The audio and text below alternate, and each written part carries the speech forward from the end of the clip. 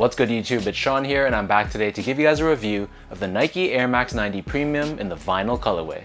These dropped on August 24th for a retail price of €175, which translates to about 195 US or 250 Canadian dollars.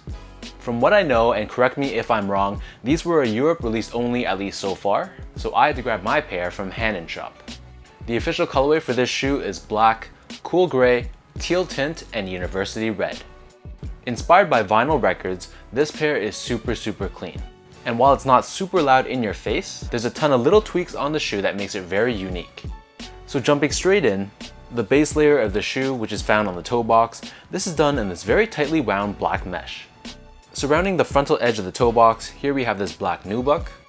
And then at the back edge of the toe box where the laces start, here we have this very soft black leather. Running along both sides of the shoe and wrapping around the back, here we have this black mudguard, which is constructed out of what feels like a very rubberized material, and you'll see there's these grooves that are found throughout, which is supposed to represent the grooves of a vinyl record. Running up the center area of the shoe, there's two rubber eye stays, so the bottom one is done in black, and the top one is done in university red, which is supposed to be a nod to the colors of a turntable. Found on top of the quarter panel of both sides of the shoe, here we have that black nubuck once again. And then stitched on top we have a Nike swoosh, which is done in this lenticular printed style, which means depending on whether I tilt the shoe one way or another, the swoosh can appear either black or gray.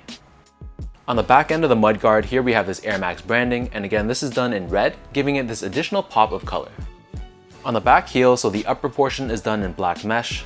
In the middle we have this rubberized Nike Air branding, and you'll see that vinyl style mudguard wraps around the back as well. In terms of laces, so these come with your standard flat black laces, but they do come with dipped lace tips, which is a nice premium touch, and this is done in teal tint. Underneath the laces, we have this leather tongue, which honestly guys, it feels very soft. And then replacing your traditional Air Max branding on the top, instead Nike has pasted on this rubberized vinyl record, which has the Nike logo found in the middle. So the inner liner of these Air Max 90s is lined in that soft black leather, which again adds to that whole premium feel of the shoe. And then pulling out the insole, these come with a black standard insole with Nike Air branding on the heel in white. So the upper of these Air Max 90s sits atop this foam midsole, which is colored in this teal tint color. Underneath the heel, we have this window that exposes the Air Max unit found within the midsole. And then as I flip the shoe over to the bottom, so here we have your standard Air Max 90 outsole. However, in this case, this is done in a combination of teal tint colored rubber, along with this semi-translucent milky rubber, which in my experience didn't glow in the dark, but it definitely looks like it would. So in terms of sizing, my feet measures as a true size 10, slightly on the wider side, and I usually wear between a 10 or a 10.5 in my Air Max 90s, depending on the colorway and the materials used on that specific shoe. So for these guys, these were definitely more true to size, so I got these in a size 10 and they fit me perfectly. I definitely wouldn't go up a half size for this pair, and if anything, they ran a little bit more on the longer side. Maybe it's because of the leather liner makes the shoe fit a little bit bigger, but compared to something like the Viotech Air Max 90s where that pair felt much more snug, this pair in comparison was nowhere near like that. Next up, from a comfort standpoint, so nothing special here, this Air Max 90 feels pretty much like all my other Air Max 90s, so it's going to have a very firm feel on foot. It's not going to be the most soft and plush feeling shoe, but it's going to be fine for just an everyday casual use sneaker.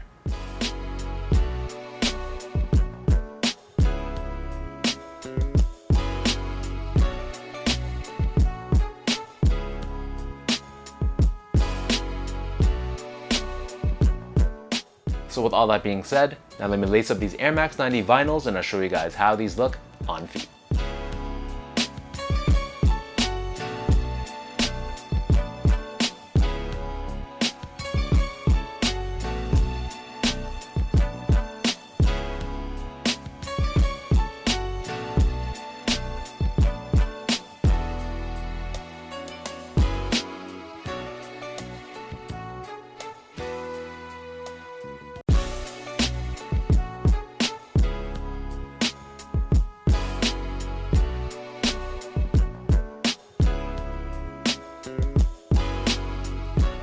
As I mentioned from the start, these Air Max 90 vinyls have that nice balance of having that pop while not being too loud where it becomes kind of hard to wear.